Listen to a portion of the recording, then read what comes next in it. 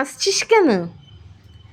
আমরা না যখন ছোটবেলায় স্কুলে যেতাম তখন এক ধরনের জিনিস স্কুলের সামনে পাওয়া যেত। তো সেটা কিনতে আর খেতে আমরা ভীষণ ভালোবাসতাম। তো আজকে আমার স্কুল ছুটি হওয়ার পর আমি দেখলাম বাইরে ওই ঠেলা গাড়িটাই দাঁড়িয়ে আছে। কি জানিস তো? কি? দেখবি? হ্যাঁ, দেখা। এই যে ও, আচার। আচার। বাহ, যা যা পেয়েছি নিয়ে এসেছি। কত রকম আচার! দেখ, এটা হলো লেবুর আচার, টক। বাহ।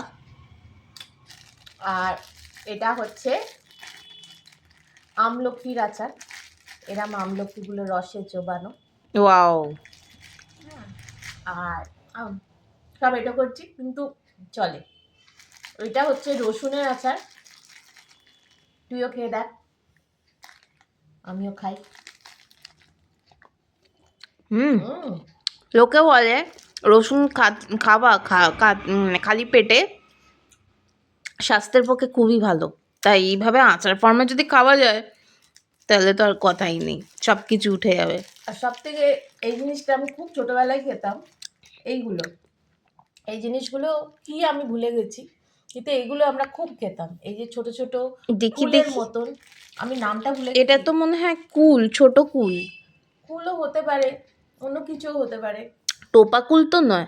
না, কিন্তু এটা ঠিক কুল টাইপের লাগছে না, জানি না এটাকে কি বলে।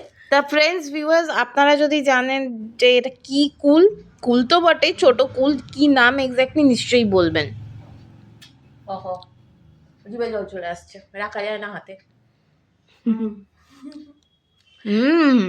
আপনারা হচ্ছে কারা না? কারা আচার ভালোবাসেন জানাবেন, আর কি ধরনের আচার ভালোবাসেন জানাবেন। আর শীতের কালে আচার দারুণ। দারুণ লাগে।